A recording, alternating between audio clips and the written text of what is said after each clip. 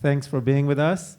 We have an hour for a session of Q&A with Mr. Ahmed Fouad Alkhatib. Thanks for being with us. My name is Ofer Matan. I'm head of communications for an NGO called Hand in Hand. You might have heard about it. It's probably the biggest Jewish Palestinian NGO working in Israel, Palestine. We run a chain of bilingual schools for Jews and Arabs to study together within Israel. And I'm honored to be here and help hosting this session. I want to thank the people from Haaretz and the NIF people, of course, for organizing this event. And I want to tell you just a little bit about the gentleman sitting next to me. And after that, we can do some Q&A. Yeah. Okay? So Mr. Ahmed Fouad Alkhatib, he leads the Realign for Palestine, an Atlantic Council project that challenges entrenched narratives in the Israel and Palestine discourse and develops a new policy framework for rejuvenated pro-Palestine advocacy. Realign for Palestine aims to cultivate a new generation of Palestinian voices committed to a two-nation solution, nonviolence, and radical pragmatism.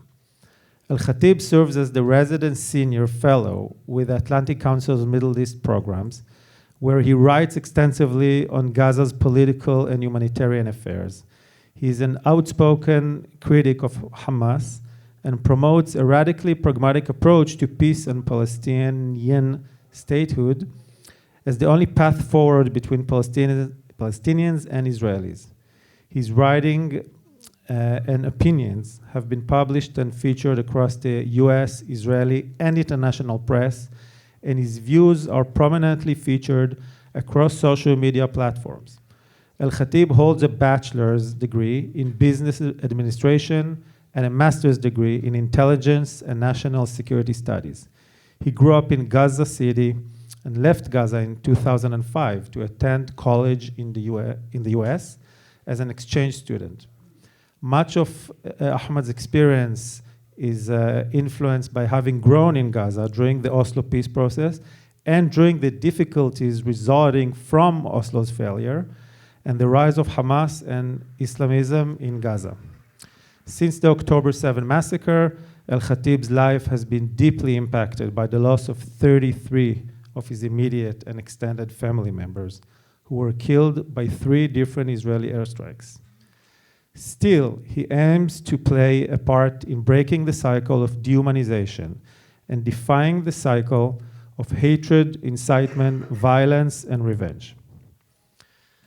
Wow, it's quite a bio. So thanks again for being with us. Before we start, some of you maybe attended a session before in the room there, and there was some serious debate there between a few Palestinian activists, including yourself. I'd love to hear your thoughts about it a little bit, and if you can give the people some context about what was the argument about, because I think it's really interesting, and we'd love to hear about it. Sure. Thanks so much for being here, and thank you for having me in this space, and thank you for your willingness to hear me out. And so briefly, this is not something, as you can imagine, I've been around for a while, even before October 7th. But in the space next door, I asked kind of a pointed question as far as how there is no culture. I mean, largely speaking, there isn't a culture of dissent within the pro-Palestine advocacy movement, even though the Palestinian people, just like any other community, any other nation, any other group of individuals and community, are diverse politically, are diverse just in how they think about social, political, economic issues.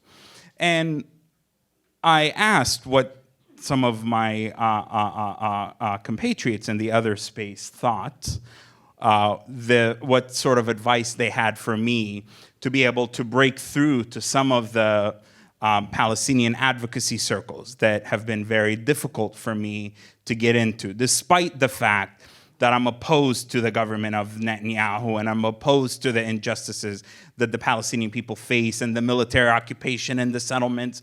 And I call for the establishment of a Palestinian state, and I support the Palestinian people's just and urgent aspirations, despite, what you would consider a lot of the common threads in many of the activist circles. My messaging has been viewed as hostile to a lot of these activists due to three main threads, which is my deep and unrelenting opposition to Hamas on a multitude of levels, politically, ideologically, just from an ethos point of view, how they've hijacked the Palestinian national project, how they're serving our people on a silver platter to the most far-right and fascistic government in Israel's history, and how, to me, their criminality is almost you cannot separate their criminality from the war and what the Israeli military is doing and what Netanyahu is doing, and that there is no war, there is no Netanyahu's coalition as we know it without Hamas as it exists today. That's number one. Number two is that I am very critical of the pro-Palestine movement in the diaspora in particular, and particularly the Western world as it exists. And I think for me, what is outside there, unlike what my colleagues in the other room said, I do not view the demonstration out there to be legitimate. I view it as an embarrassment. I view it as being deeply harmful, and I view it as a classic illustration of how the movement time and again fails to just to articulate what is it actually trying to achieve beyond yelling and screaming, and what is the articulable strategy in what they're doing out there beyond this being a big public therapy session. And number three is that in the spirit of not preaching to the choir and not being, because I've been in enough, just in the time that I've been doing, I've been in enough of these dialogue spaces. I've been in enough of these engagement communities where we talk, you basically get to see the same faces over and over. I have made a decision to engage audiences that are otherwise unreachable. And yes, that includes those in the center right who play an oversized role in Israeli politics. Because I actually think those people, over the long term, this is not appeasing the occupier, pleasing the oppressor. This is political organizing 101. This is the fundamentals of change theory, is you cannot write these people off and just say, oh, they're all oppressors and just khalas, you're not gonna engage them. No, you engage them. You get in the trenches. You do the dirty work. You humanize your people. You work on communicating with these people. And for some of them, I'm the first and only Palestinian they've ever engaged. And it starts in baby step. Just like I will tell you, in a lot of Gazans, 70% of Gazans have never left the Gaza Strip. A lot of them have never met an Israeli person in the flesh, even though many Gazans, thousands of them worked in Israel, etc. So this is a common theme between the two people. Anyway, so the thing that is a challenge for me, and this is what my colleagues in the other space expressed. Number one, the issue is on Hamas. This idea that I reject wholeheartedly, that Hamas is an organic expression of resistance, that Hamas, and this is a talking point that if I had a penny for every time I heard it, Hamas is there because Israel created the conditions through occupation, through oppression, through this, through that. Hamas is therefore, as horrible and horrendous as it is, something that is the result of Israeli oppression and suppression of the Palestinians. And I reject that because Hamas is not a reaction to Israeli occupation. Hamas is a nefarious plant. Hamas is basically an indirect creation of Abu Sabri, of the military governor in Gaza in the late 70s, who allowed Ahmed Yassin and who allowed a lot of the Palestinian Mujamma al-Islami, the Muslim complex and the parts of the Muslim Brotherhood to organize and to create. Their budget came out of the governor's office. And this Islamic Republic of Iran cumulatively allowed Hamas to become what it ultimately is today. Now, granted, Israel and to a certain extent the Israeli military did not anticipate Hamas to become what it is right now. And as Ehud Barak said, we created a monster and it got out of control. That's what Netanyahu did with allowing the billions of Qatari-funded suitcases of cash to be where they're at. So I am sick and tired of the narrative that simply places Hamas in this historic lens and context as the inevitable reaction to Israel's oppression and suppression, which, real as it is, accurate as it is, Hamas was much more than just that. Now, does that mean I'm excusing Israeli occupation? Absolutely not. Am I saying Israel did not oppress the Palestinians? Far from it. But everybody talks about the blockade. Well, let's talk about the blockade. And this is me again. When I speak about those things, I'm never posturing in the space of defending Israel. I am not interested in defending Israeli actions. But I believe in self-critique, assessment, looking back, learning from our mistakes, learning from what happened so that we don't keep repeating history, something that my beautiful, beloved community has failed to do that time and again. And that is not a critique of them, people in Gaza and people in the West Bank. They're living in the daily harsh realities of life under the blockade, life under Hamas, life under the settlers, life under the military occupation. So I dig that it can be hard to engage in self-critique and reflection. But that is then the role of leadership and the diaspora communities to step in and to actually play an important role in being that intellectual brain trust instead of actually worsening the situation. The blockade existed because Hamas decided to take over the Gaza Strip, to say out in the open that we're going to smuggle, and they did. We're going to fire rockets, and they did. We're going to steal. I mean, they basically took all the money from the Islamic Republic of Iran and from the Qataris later on, and they did. We're going to build tunnels, and they did. And they've turned Gaza, against the wishes of the people, into a terror base. That is a fact. That is a reality. Again, I am not defending Israel.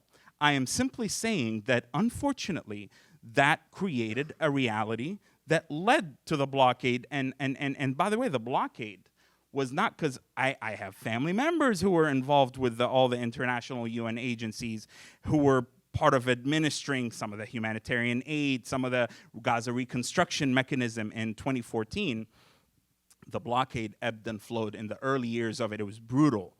The Israeli military calculated all the number of calories you need to go into Gaza to prevent famine and really dark shit, really awful stuff. And then at a later stage, some of it was actually significantly relaxed.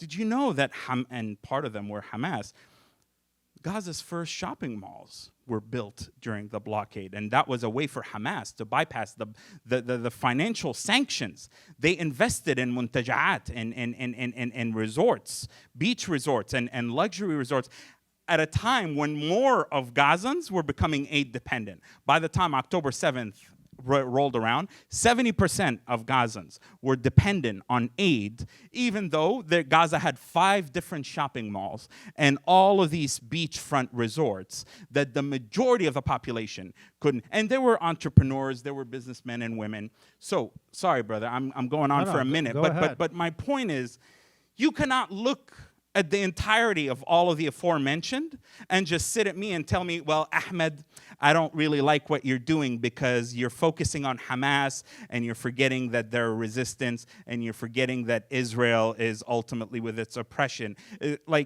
I'm sorry, but that is not a very detailed or quite frankly, a sophisticated understanding of how things, actually factual things, went down that are readily available for you. So I want to deconstruct this narrative, not to defend Israel, not to run cover for them, but to help our people learn from that. Number two is this idea that, Ahmed, you're trying, and I'll stop after this. This was the other critique of the, Ahmed, you're trying to be, by not maximally using every word that you can possibly, apartheid, genocide, settler colonialism, blah, blah, blah, which, again, I hear that over and over, by not maximally deploying this glossary of words, that, Ahmed, you're basically trying to say, oh, I'm the nice Palestinian, pick me. Oh, my oppressor, please look at me. I'm so polite. I'm so nice. I'm far from it. When the ICC declared that they had arrest warrants, I publicly said, like, I've long maintained Netanyahu's a war criminal, like, arrest these guys, like I have no problem saying, like, you can tell a dude like myself, I am not somebody who holds back, okay? Like, I am not somebody who tames what I have to say so that the right wing or the nice Zionist or the Zionist pick me. What I'm trying to do, and this is where I wish people would actually think before they react to my strategy, is that you cannot write the majority of Israeli society right now, which does not read Haaretz. They are not leftists. They are not part of labor. They are not going to change their political and electoral leanings anytime soon. I'm a radical pragmatist.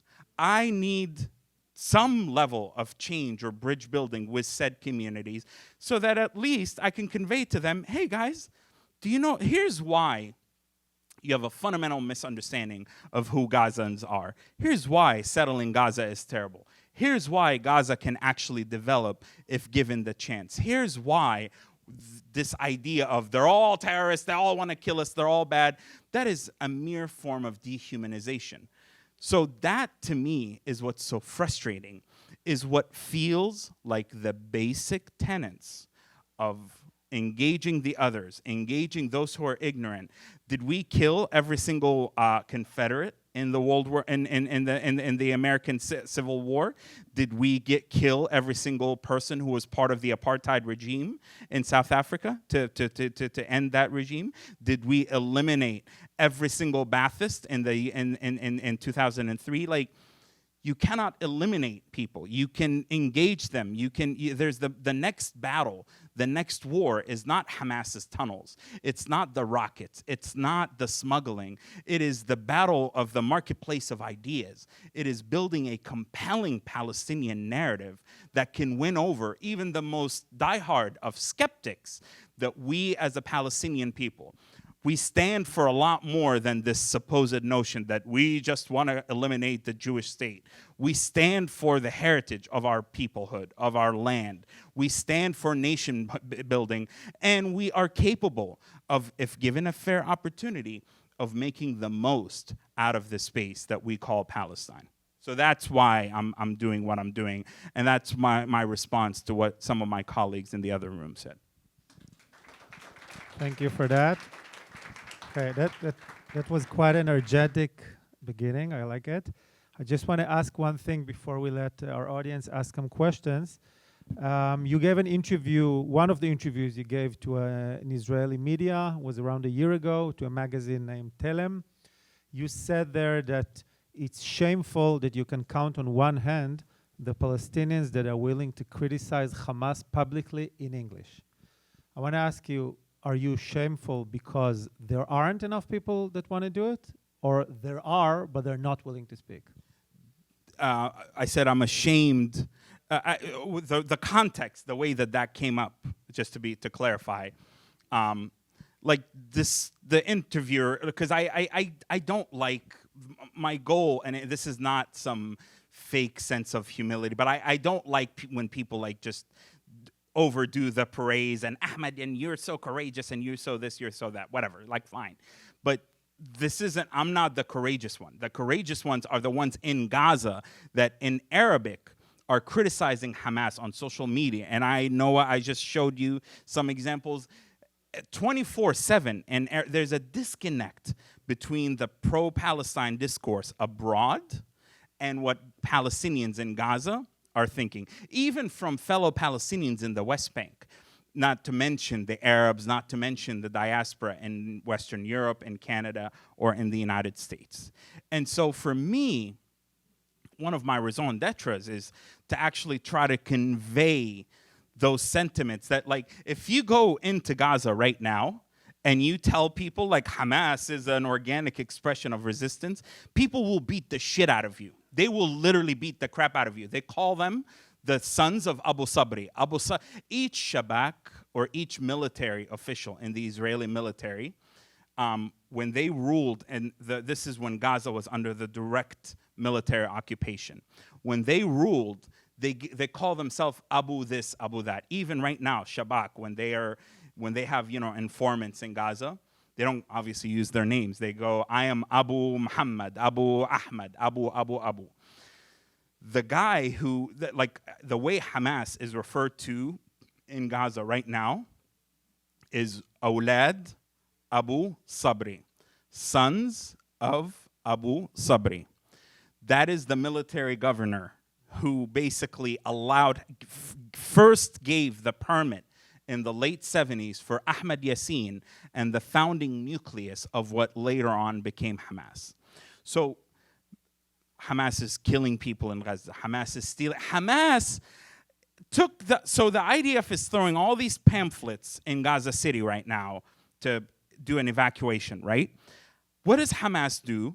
They print these fake pamphlets, and they say, oh, we are the IDF, and we are telling you there's a fake humanitarian zone in the beach, and you will have water and food and tents.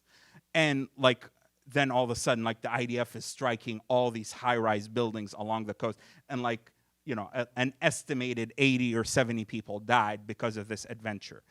And then people still are like, Ahmed, I don't like it when you say Hamas is holding them human hostages.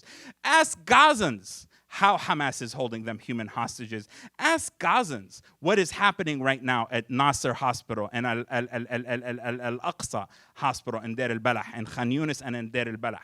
Ask all the people in there who is taking all the Qatari and the Saudi tents that are supposed to accommodate all the people fleeing. We want to save. I care about saving the maximum number of lives. To me, human life is the most sacred. It is much more important than any territory or a Palestinian state or Jerusalem or any of this stuff. And instead, Hamas is regularly discouraging people from leaving and saying, no, there's a way, we can make this work, etc. So all of that is to say, I am embarrassed and furious, and this is what was the interview was saying, and this was happening even back then, that in Arabic, on Telegram, on Facebook, where every Gazan lives on Facebook, to a certain extent on Instagram, definitely on Twitter. In Arabic, Gaza social media is full.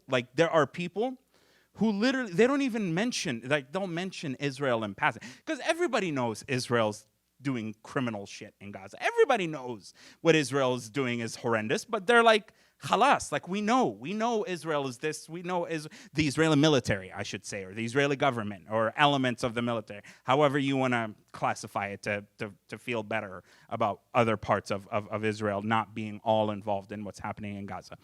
But when it comes to Hamas, there are people that exclusively talk daily about Hamas's criminality, about how Hamas is not giving up, how Hamas has been emboldened by Qatar, how Hamas is doing 1, 2, 3, 4, how Hamas is and how Abu Sabri's investment from the late 70s is finally paying off 4 decades later. And so that's abundant in Arabic. Point me, and I challenge anybody here, point me to serious accounts in English, in the diaspora, of Palestinians, not Jews or Israelis, of Palestinians or pro-Palestine accounts that are actually exposing Hamas and highlighting what Gazans are doing. And my answer to that is I genuinely believe that a significant amount of it is audience capture. I think a significant amount of it is that people don't, like Mehdi Hassan, Ryan Grimm, all of those characters and personalities online, they know that Hamas is criminal. They have staff that speak Arabic. They see this, like the Young Turks, like all these guys that I know, Jeremy Scahill, smart guys, the Drop Site News. They're smart guys that know what is going on in Gaza.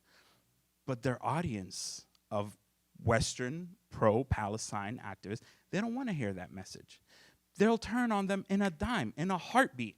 And unfortunately, some of the pro-Palestine movement have people who are supportive of Hamas. That is not hyperbole. I'm not saying the entirety of the movement is. Far from it. It's a diverse movement, just like any other movement.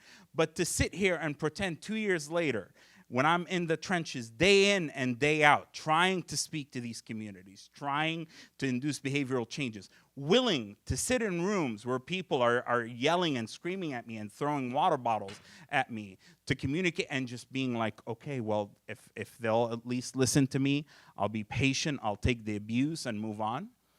And to say that this is not a movement that has many people in it, that view Hamas as a legitimate representation of resistance. This is terrible. This is a disaster. We need this movement. I need those youth out there. The people of Gaza need those youth. The people of Palestine, we need this movement to be mobilized in all the best possible ways, because this movement has the privilege, has Western privilege, it has Western education, it has access, it has the ability to mobilize, and that is being squandered right now. So that makes me feel, when people are like, oh, you must feel so proud of being like the spearhead of being, that's the context of me saying, like, no, it actually gives me immense, like I feel embarrassed that I'm one of the few, because I know people know that, but they refuse to speak it, either because they're like, I've had people tell me when I try to speak out against Hamas, I couldn't get play dates for my kids at the playground. The halal store employees started acting weird. My in-laws blocked me on Facebook. Like, the barrier to entry at a social level, the social cost. We have fellow Jews and Israelis here. If you come out as anti-Zionist, if you come out as like Israel should be a singular state, whatever, imagine the reaction from many at your temple, at your communities, and what that's like. Similarly, unfortunately, that barrier to entry exists for many Palestinians. Okay, so we have Achinoam there with a microphone. So you want to just start giving people a microphone. And if you can please ask a question and not just make a statement. And I think Ahmed can basically deal with any hard question, right? I think you proved it pretty well so far. I've heard it. All right. So I'm really lucky in that somebody who was core to my education on many things, starting with Israel and Palestine, was not only a Palmach commander, but the general of the IDF responsible for the 1967 strategy for the invasion into the West Bank, who was a cousin of mine. And one of the things that he taught me was about the corrupting power also of money and power and narrative. So in February 24, you said that you can't love me when I criticize Hamas, but then lose your minds when I point out the serious problems with Israeli policies and politicians and positions. So there's a pressure for people like us, not you, us, the Jewish liberals here. There's a pressure on people like us to use your work to help us. That could easily become appropriative and tokenizing. And our involvement could also potentially jeopardize your work, which is really, first and foremost, I think, intended to engage Palestinians. So how do we, people who want to see you succeed, how do we help you? How do we support your work for its own sake, for your goals, and avoid those pitfalls of appropriating it for our own purposes, even well-intentioned. Certainly. And I want to be also transparent about the fact that one of my target audiences is indeed also to engage with the Jewish community, and that's a very diverse community, or self-identifying, pro-Israel folks. And some of the for the goal of either being that first Palestinian they've ever interacted with, which it doesn't make me feel like, oh, I'm the first. It's like that should embarrass them as well, but that's a whole other story. And also for those in the peace camp or the liberal Jewish community, to provide a sense of reinforcements, like you're heard, you matter, you're not alone, like you're not ignored. And I know that some struggle with the constant rhetoric out there. The challenge is that, I can't help and this is yet another critique, added to the list that I hear all the time, is that your words get tokenized by Israelis or Jews across the spectrum who want to use you to make them feel good, or to make them feel that Hamas is really terrible and therefore they are okay with the war in Gaza, or to make them feel that, this really is about Hamas and that Israel is exempt from critique. And that's why I'm regularly, when I criticize the Israeli government, the same people who are like, oh, Ahmed, you're so courageous, give you a Nobel Peace Prize. They're like, I thought you're a real peace activist.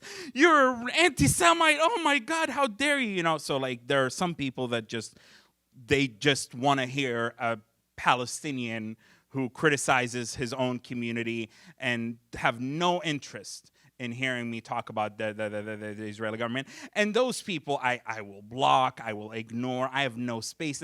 But I can't police people's minds or anticipate what people do, or more problematically, not speak my truth because I'm gonna fear that somebody's gonna potentially misappropriate my word. And this is how, if I had $1 for every time that I've spoken to Palestinians who are like, damn Hamas, damn this, I agree with you, thank God someone else is saying this, but I'm struggling to say this because of A, my community, or B, I don't want some Zionist twisting my words.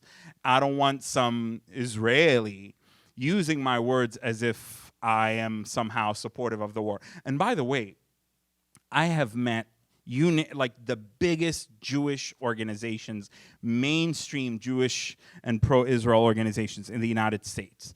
And I will sit with their leadership, and they will be in private. I swear they'll sound like some of you here, and like they'll sound like they're like a Haaretz reading, like liberal leftist Jew. God, wallah, God is my witness. They will sound just like that. And I'm like, oh, you sound incredible. So why can't you say that, some of this in public, man? Like, help a brother out. Like, come on.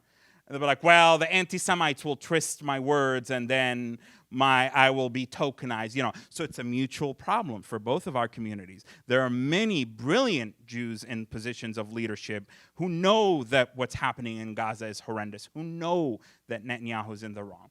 So to answer your question pointedly, I think being humble, understanding that it's okay. You don't have to put me on this pedestal. I am but a guy that I will say stuff that you disagree with all the time. I will say things and you're like, wow, I wonder what was Ahmed thinking or drinking or smoking there. And that is totally normal. But my goal and interest is threefold. Is showing not just oh, what Hamas did on October 7th, that was bad, that was criminal, it's like, no, that's doing lip service. Let me actually let me tell you about the folks that helped my dad from Kibbutz Be'eri and ended up being butchered by Hamas 3 years after his death. Let me tell you about how it's antithetical to Palestinian and Muslim values, the Islam that I knew, the Palestinian values that I knew. My uncle, who was paraplegic and who worked for the Palestinian Authority. I don't come from a PA family, but my uncle did. and he worked for like the special Palestinian Paralympics, the Special Olympics, and he would bring all these like delegations from Europe. This was in the Oslo years and like right before the Intifada, and that included these beautiful European women that would come to Gaza, and even the beggars on the street, man, would know. It was an unspoken rule that like you don't even go up to these women and beg them. Khalas.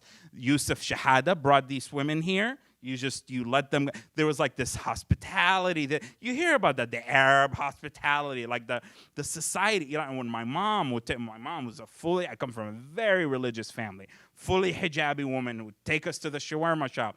The men would like make space for her because women's spaces were treated with immense respect and sanctity.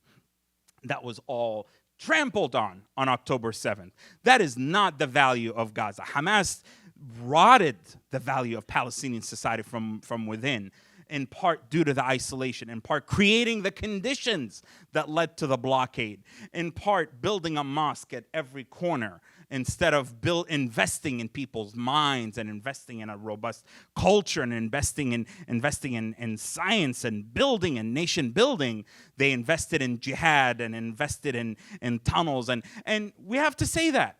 We have to say that as Palestinians. And I don't accept what any of my Palestinian compatriots or the allies will say, that, oh, Ahmed, let's keep the focus on Israel, and because there's a genocide and there's a this. Bull crap.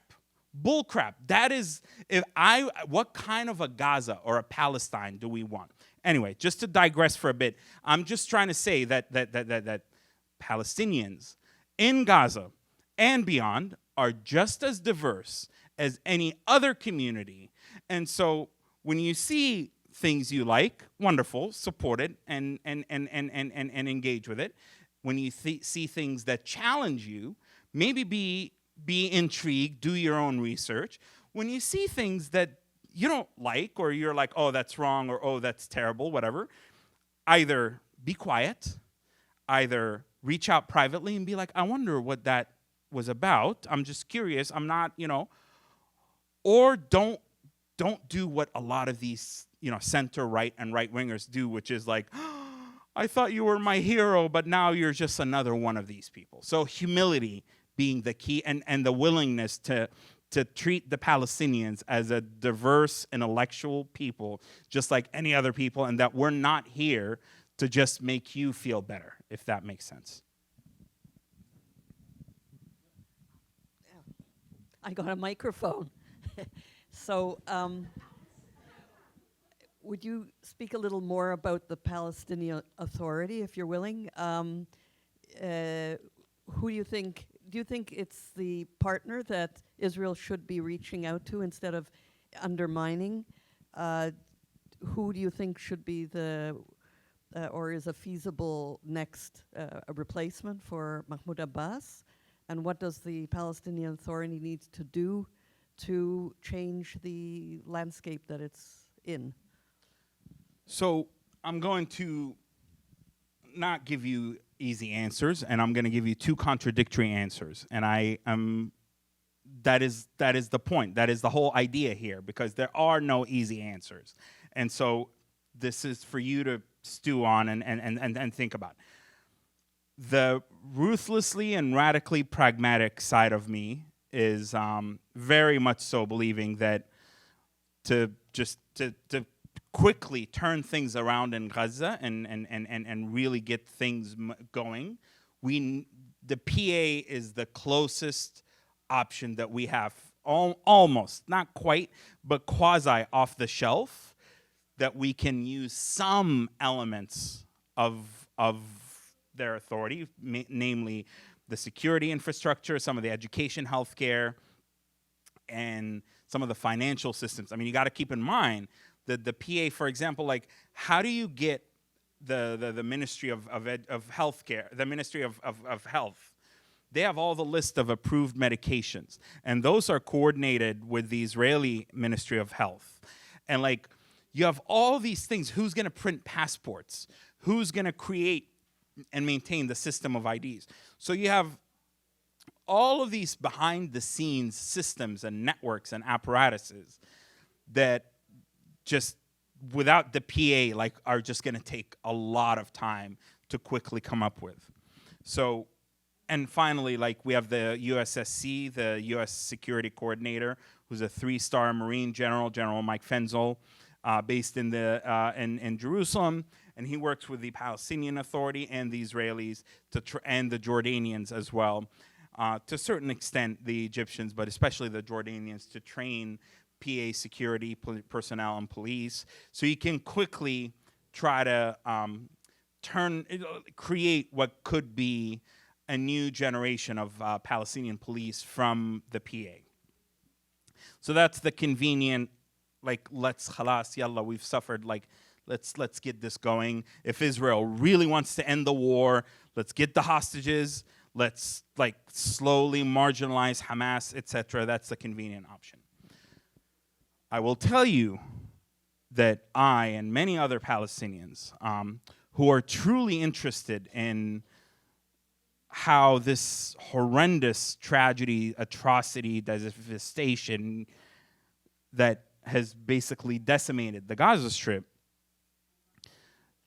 using that as an opportunity for a new and radically different Gaza. I've met with a lot of officials, foreign and Arab and Israelis. I've met, you know, and I've disagreed with him fundamentally on how he framed the plan. I met with Tony Blair, and he helped me coin this term that he later used in his plan, which I really didn't appreciate. Reconstituting Gaza. Like, Gaza doesn't just need to be rebuilt. You don't just, like, put back stones and build. Like, Gaza needs to be reimagined, rejuvenated, like, so that you go beyond UNRWA and aid dependency and beyond the unhealthy reliance on Egypt's Rafah crossing and Israel's Kerem Shalom. Like, I have all these projects, for example, to try to build an internationally managed artificial peninsula using all the rubble and put an airfield on it and then a seaport, and I have this framework for a transitional period in Gaza. Everybody talks about the day after. There's not going to be this, like, clear-cut day after. And for a truly transformed and a new and a different Gaza, the PA is a disaster. The PA is corrupt. It is crony capital. I'm a capitalist, by the way, but the PA has implemented the worst forms of crony capitalism that has built a lot of the oligarch class around Abu Mazen and in Ramallah and, like, the big shopping malls and Rawabi and whatever. And I'm not against, you know, like, fancy developments, but I'm just saying, like, I want capitalism that uplifts the people of Gaza so that we don't go back to a situation where we had 45% unemployment, general unemployment, 70% youth unemployment. The PA, unfortunately, is part of the disaster that led to Hamas's rise. I would argue much more than Israel. Hamas's rise was a response to the corruption and the incompetence of the PA, the squandering of billions of dollars of development money, even though I'm not inherently anti-PA. Like, I flew into Gaza's destroyed, short-lived airport in 1999 and in 2000 and had the Palestinian Authority passport, the Palestinian ID, like, there was hopes of a seaport, etc. Like, experienced the golden era of the PA, but it was squandered through bad political leadership, really moribund Brezhnev-like, you know, it's kind of like the end of the Soviet Union, like that it atrophied. And then when my dear friend, Dr. Salam Fayyad, went there to try to do some work in the West Bank, he did do some good work, and they chased him out because he wasn't corrupt like them. And so Abu Mazen right now, the problem is that he and the PA, they're palace politics. They're not really, there's no real Palestinian politics in the executive committee of Fatah and the PLO. Like, give me a break. There's just, like, there's him, and there's just, like, a few yes men around him, and that's it.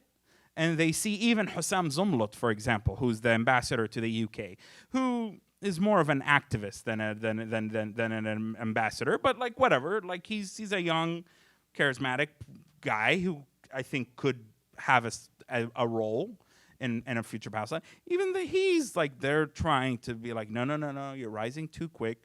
And so I believe that there could be an opportunity in Gaza to potentially create the post-Palestinian Authority generation of Palestinian leadership and managerial class that could usher in a true state and a true nation that is actually capable of governing our people. So related to that question is a comment you made earlier in your first panel where you said there are tens of thousands of Palestinians who would be part of nation building. That's, I think, what you said. And I found that really encouraging to hear that perspective. Can you talk more about that? So the strength of the potential within Gaza to be nation builders. I mean, Gaza has the highest, in the Arab world, Gaza has the highest per capita concentration of PhD holders. In the Arab world, Gaza has the lowest illiteracy rate in the entire Arab world. Gaza has immense potential for becoming, there was Gaza Sky Geeks, which produced a significant number of programmers and coders and people who could, it was a test case for how Gaza is capable of being part of the future digitized AI data center economy, if you will, that is very forward looking. And so that's just an example. But prior to that, generally speaking, the Palestinian professional and managerial class in Gaza, some of which was supported by the NGO industrial complex, but nevertheless, Palestinians at an individual level have made something out of it.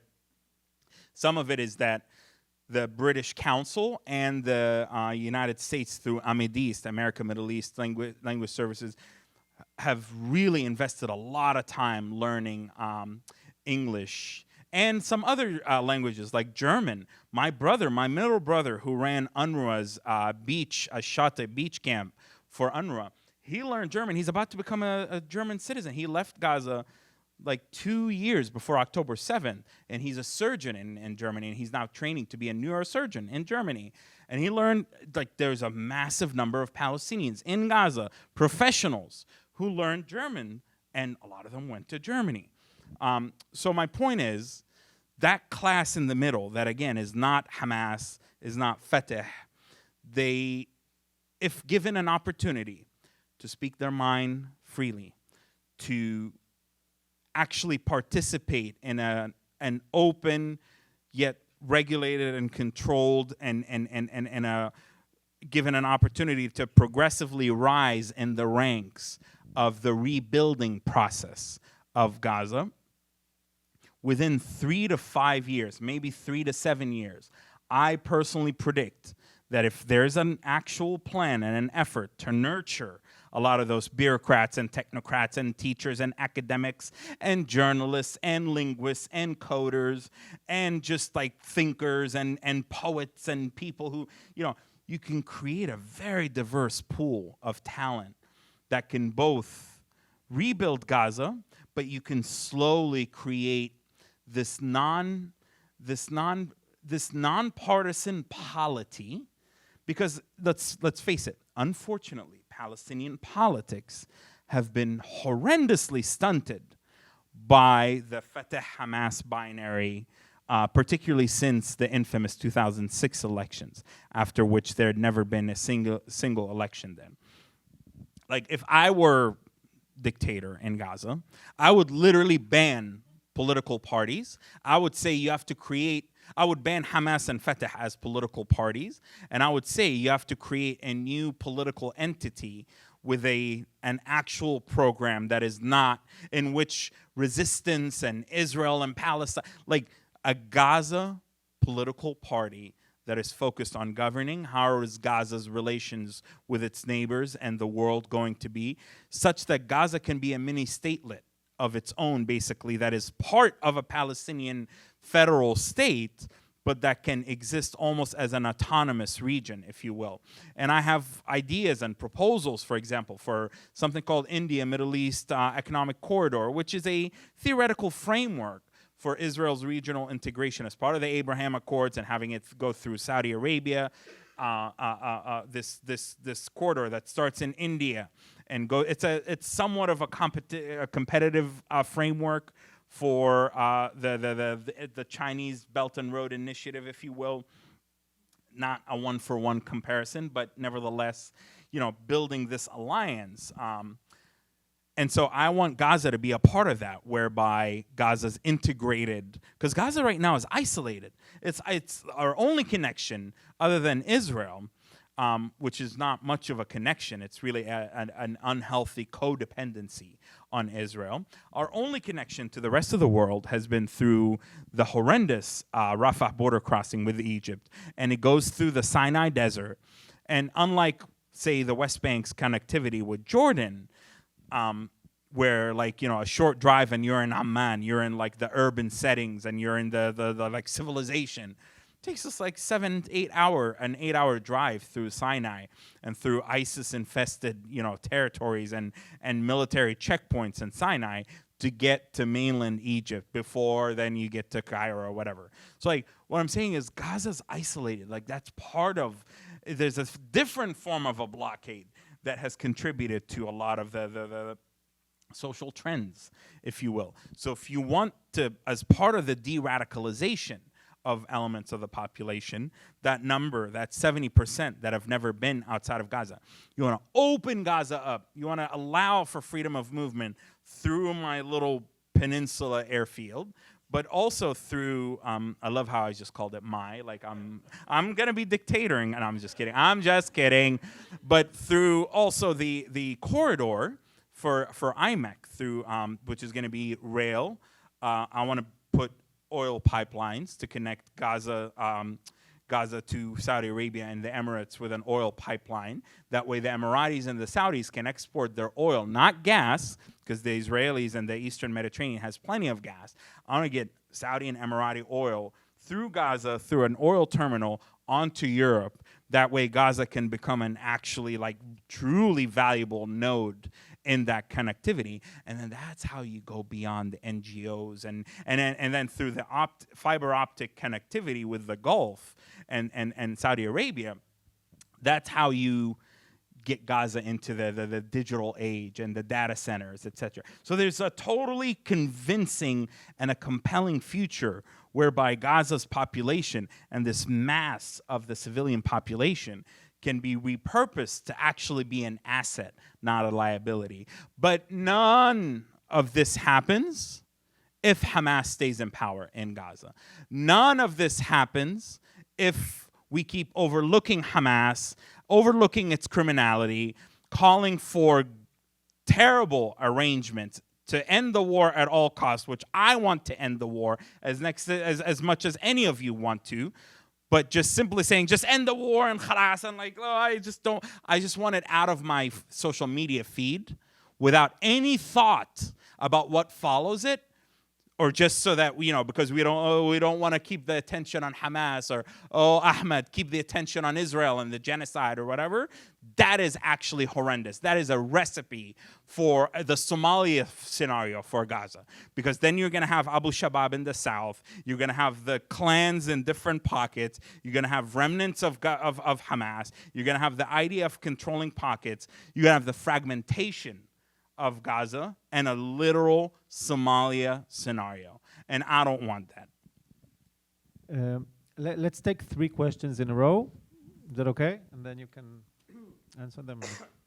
Thanks. So, in keeping with the theme of the other questions that were asked, so looking at the day after quote unquote in Gaza and the Reformed Palestinian Authority. So, I'm sure you heard that too. There's been a lot of talk about someone like, say, Mohammed Dakhlan or one of his people taking over in the Gaza Strip.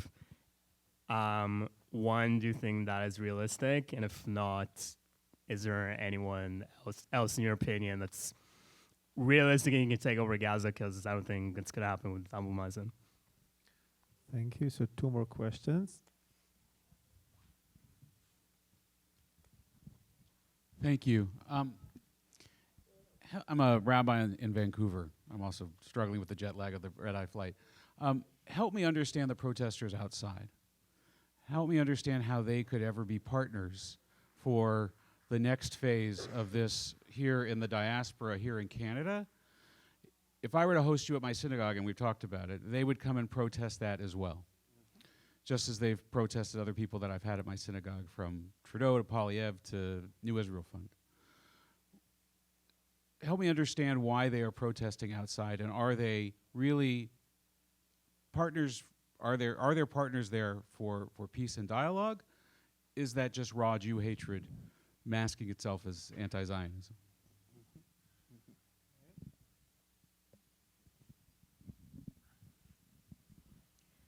Hi. Oh, okay. How much of a problem or an influence do you think online content creators and influencers are having on the conflict, but also on the way we engage in the conflict? Certainly. So, number one, Dahlan.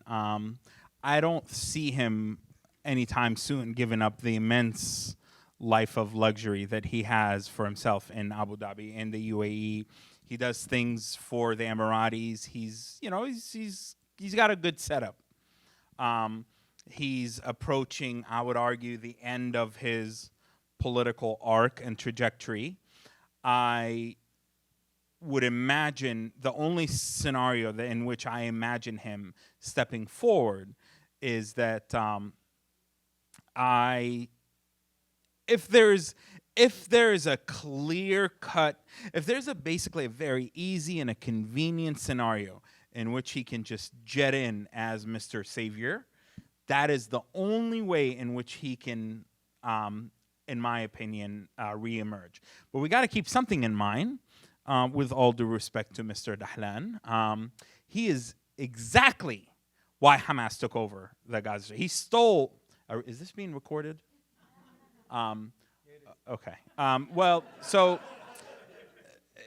he basically squandered opportunities to confront Hamas in Gaza in the lead up to the very day of my asylum interview in the United States was June 14th, 2007, which is the very day that Hamas violently took over the Gaza Strip. I was the first Palestinian from Gaza to receive asylum because of Hamas's violent takeover. And so he was tasked with fighting them off, and he wasn't even in Gaza. And he left a lot of these militias that were poorly trained. There was all this money that was squandered, and he just split. And then later on, when he had the split his fights with Abu Mazen in the West Bank, he actually started getting cozy with Hamas indirectly, just as a way to get back at Abbas, which is, I mean, talk about like ruthless pragmatism and just like the shifting geopolitics in the Middle East. And so, yeah, I think a lot of Palestinians in Gaza, on the one hand, might get to a place where they're just like desperate for anybody to come in, and he might position himself to be that. If he's forced to do it, I don't see a scenario in which he's really enthusiastically wanting to do it.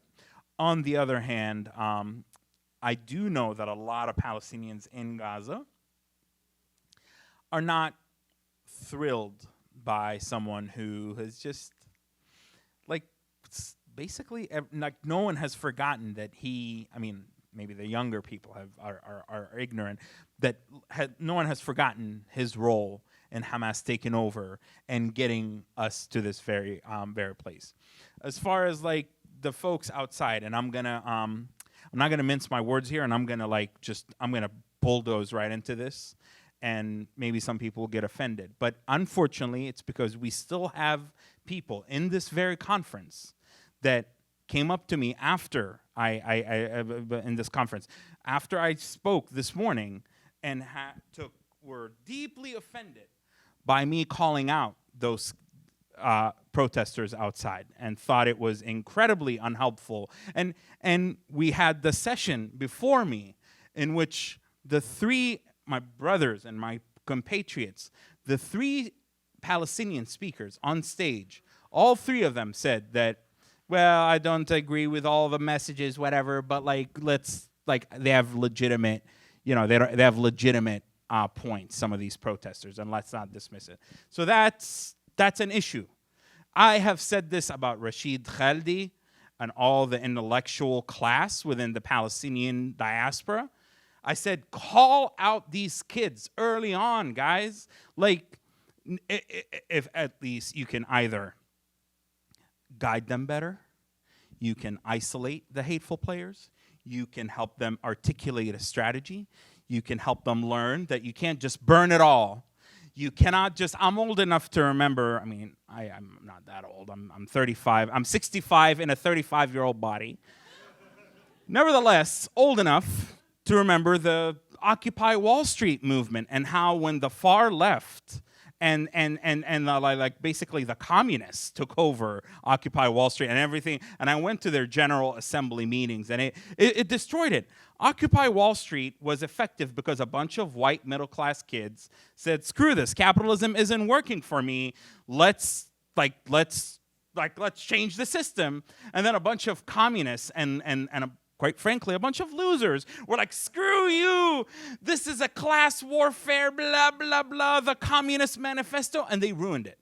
They ruined it. We could have had, I am of the opinion, Occupy Wall Street could have been an opportunity to prosecute some of the guys that caused the 2008 financial crisis. And it was the far left, in my humble and strongly opinioned thought, that destroyed it. Similar with the 2017 Women's March movement after Trump #1, in which the likes of Linda Sarsour in New York, because a lot of the leftist Jewish progressive folks were like, oh no, we don't want to do Islamophobia. Oh no, let's be nice to Linda, even though Linda was pushing away all the Jews and forcing them to take a litmus test. Are you Zionist? Are you not Zionist? Why bring Israel and Zionism into what could have been an umbrella massive movement that could have formed a unified front for isolating the policies of Donald Trump?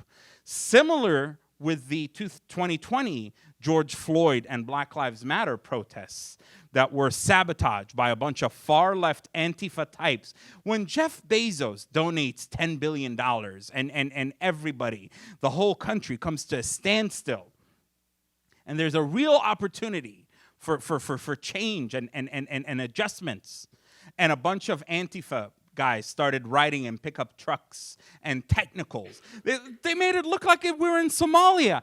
Technicals in Texas and in Austin with their stupid, AK-47s and bandanas. And they're like, we're gonna police, we're gonna provide protection for the marches and whatever. And the right wing, all they had to do was just the right wing just put that on blast, and the messaging that was hijacked.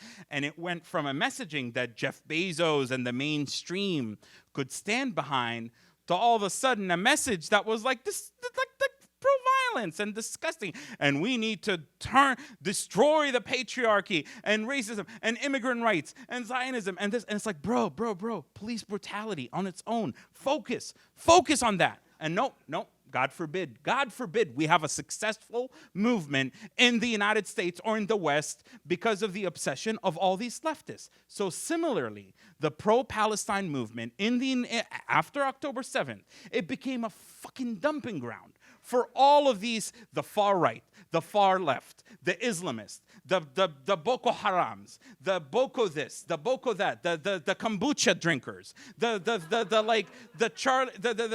Nick Fuenteses of the world. Every person who just felt I need to posture, I need to bring in my identity. And I'm sorry, I'm super pro LGBT folks to the core.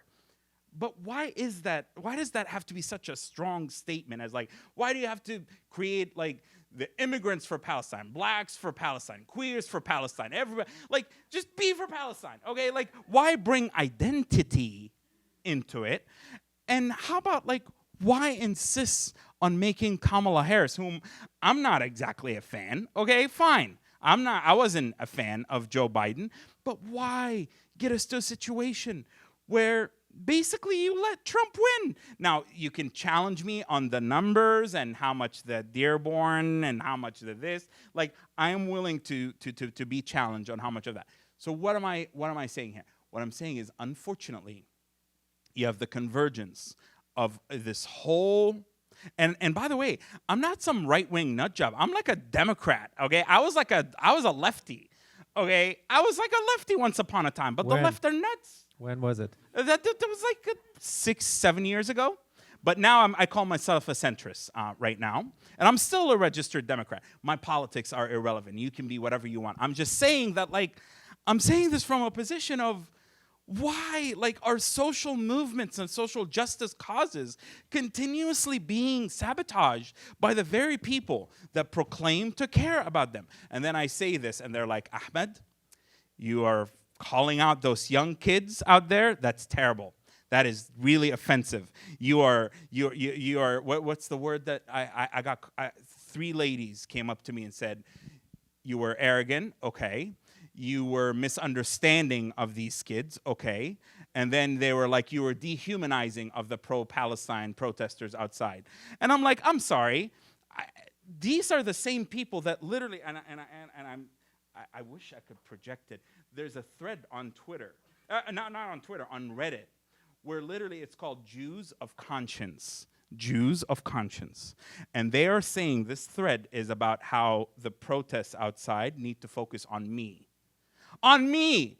Leftist Jews joining these Arab youth and saying, let's protest the moron from Gaza. Like, what has happened to the state of the discourse? So I think it is hatred of Jews that is being masked as anti-Zionism. It no longer cuts it, like at the beginning of October 7th, I could dig the like, I'm not anti-Semitic, I'm anti-Zionist. Like, that shit has ended long ago, brother, for most of these kids, okay? I'm not, by the way, I maintain intellectually, anti-Zionism is not inherently anti-Semitic. People will disagree with me, you're welcome to disagree with me, but a lot of people disagree with me, but I am personally of the belief that they are not the same. However, the line has been so thoroughly blurred and crossed so regularly. And instead of working together to delineate what is authentic anti-Zionism, which is just an opposition to what you could call a nationalist ideology, maybe it's not a nationalist ideology, versus an opposition to a people and a religious group. Instead of doing that, it's like, nope, let's just cut these kids. Rashid Khaldi, he goes on MSNBC, and he's like, let's just cut these kids some slack, okay? Let's just cut them some slack. And then the next question, he's like, but I will not forgive Israel for doing this. So, like, come on. Okay, and then the last thing I will say on that point, I know I'm giving you a heart attack, you poor thing. The last thing I will say on that is,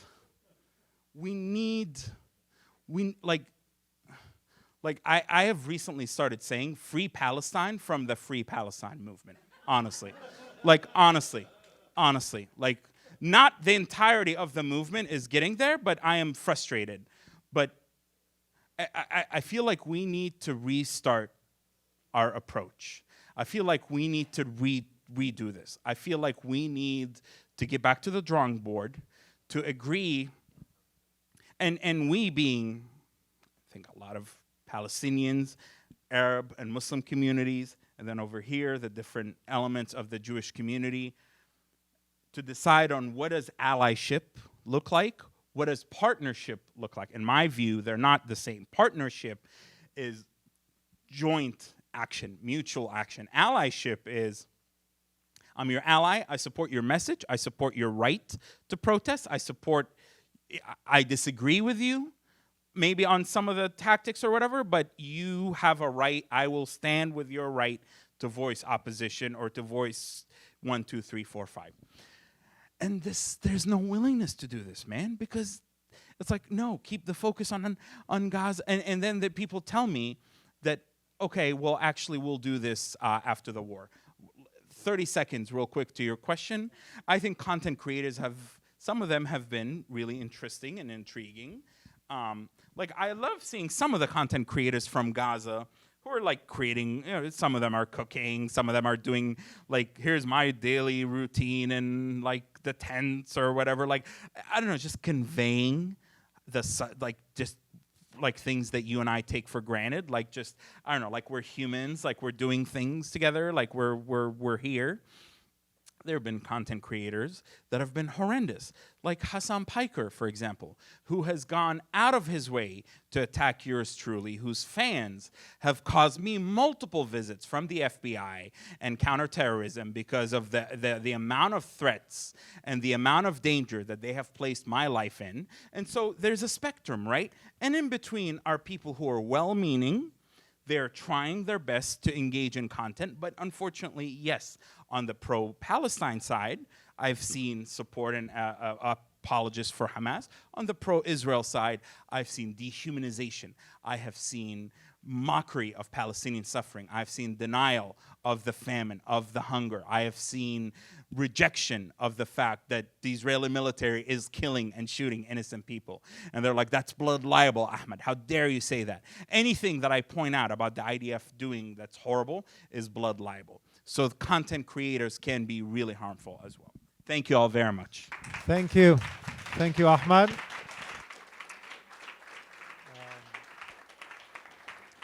I think there was a lot of food for thought here.